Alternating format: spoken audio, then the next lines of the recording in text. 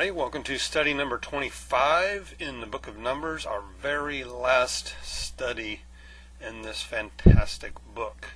It is over chapters 33 through 35, those three chapters.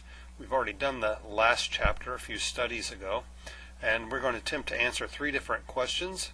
First of all, what details stand out in this statistical account which make one aware of the particular interests and concerns of Moses, the statistician, and what does he want his readers to take note of and remember?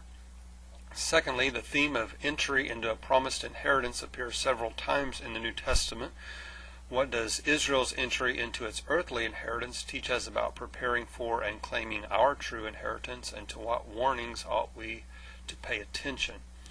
And thirdly, what can we learn from chapter 35 concerning God's standards of judgment as regards manslaughter and murder? Well, let's look at parts of these three chapters. Let's look at a part of chapter number 33, beginning with the first verse. Here are the stages in the journey of the Israelites when they came out of Egypt by divisions under the leadership of Moses and Aaron. At the Lord's command, Moses recorded the stages in their journey.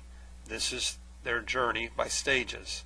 The Israelites set out from Ramses on the 15th day of the first month, the day after Passover. They marched out boldly in full view of the Egyptians, who were burying all of their firstborn, whom the Lord had struck down among them, for the Lord had brought judgment on their gods. Now, the end of that chapter, we'll pick it up in verse 50 after he's listed all the places that they stopped at. On the plains of Moab by the Jordan, across from Jericho, the Lord said to Moses, "Speak to the Israelites and say to them, when you cross the Jordan into Canaan, drive out all the inhabitants of the land before you, destroy all their carved images and their cast idols, and demolish all their high places. Take the possession of the land and settle in it, for I have given you the land to possess. Distribute the land by lot according to your clans. To a larger group give a larger inheritance, to a smaller group a smaller one. Whatever falls to them by lot will be theirs. Distribute it according to your ancestral tribes. But if you do not drive out the inhabitants of the land, those you allow to remain will become barbs in your eyes and thorns in your sides, and they will give you trouble in the land where you will live. And then I will do to you what I plan to do to them." Now to chapter 35. On the plains of Moab by the Jordan, across from Jericho, the Lord said to Moses, "Command the Israelites to give the Levites towns to live in from the inheritance the Levites will possess, and give them pasture lands around the towns, and then they will have towns to live in and pasture lands for their flocks and all their other livestock. The pasture lands around the towns that you give the Levites will extend out 1,500 feet from the town wall. Outside the town measure 3,000 feet on the east side, 3,000 on the south, 3,000 on the west, and 3,000 on the north, with the town in the center. They will have this area as pasture lands for the towns. 6 of the towns that you give the Levites will be cities of refuge, to which a person who has killed someone may flee. In addition, give them 42 other towns. In all you must give the Levites 48 towns together with their pasture lands. The towns you give the Levites from the land the Israelites possess are to be given in proportion to the inheritance of each tribe. Take many towns from the tribe that has many, but few from the ones that have few." And then the Lord said to Moses, "Speak to the Israelites and say to them, when you cross the Jordan into Canaan, select some towns to be your cities of refuge, to which a person who has killed someone accidentally may flee. They will be places of refuge from the avenger, so that a person accused of murder may not die before he stands trial before the assembly. These 6 towns you give will be your cities of refuge. Give 3 on this side of the Jordan, and 3 in Canaan as cities of refuge. These 6 towns will be a place of refuge for Israelites, aliens, and other people living among them, so that anyone who has killed another accidentally can flee there. If a man strikes someone with an iron object so he dies, he's a murderer.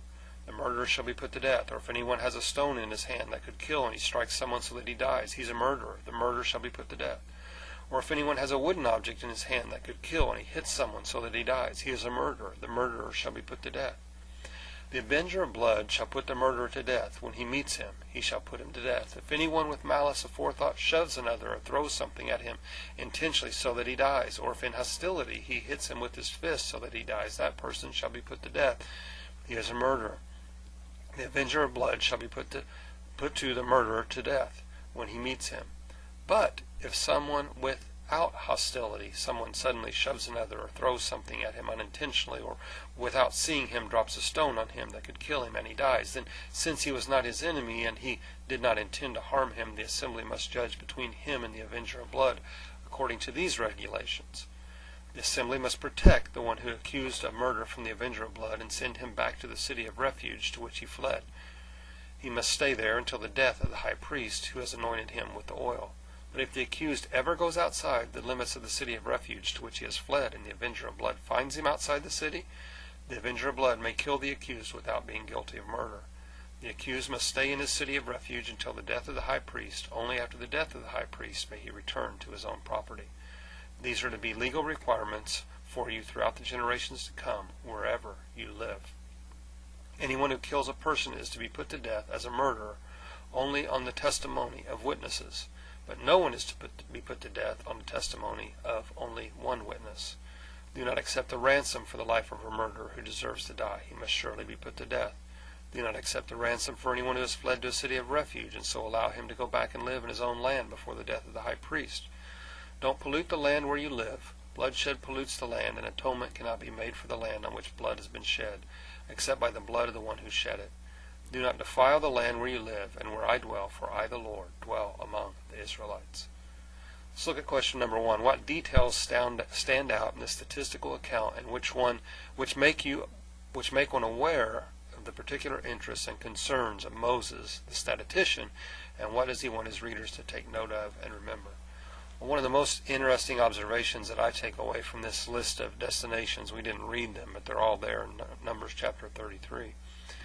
These were destinations visited in the wilderness. And I just take from that God really only intended for there to be one destination, the Promised Land. The final destination was really the only statistic that mattered. And sad to say, only 2 of those fighting age, when they spied out the land, made it into the Promised Land, Joshua and Caleb.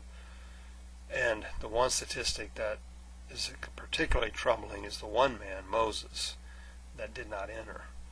Let's look now at question number 2. The theme of entry into a promised inheritance appears several times in the New Testament. What does Israel's entry into its earthly inheritance teach us about preparing for and claiming our true inheritance? And to what warnings ought we to really pay attention? Well, the only way to claim an inheritance is to be a member of the family. And only children of God inherit the promises of God. And God knows who is a legitimate child and who's not. It's children of the blood of Christ that can lay claim to a heavenly inheritance. All others attempting to make such a claim will ultimately be rejected. Question number 3, what can we learn from chapter 33 concerning God's standards of judgment as regards manslaughter and murder?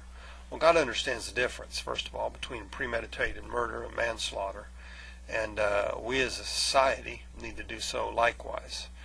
The provision of escape to a city of refuge for the man committing manslaughter or woman committing manslaughter is really a beautiful example of the understanding of God for both the family of the victim and for the one committing the act of manslaughter.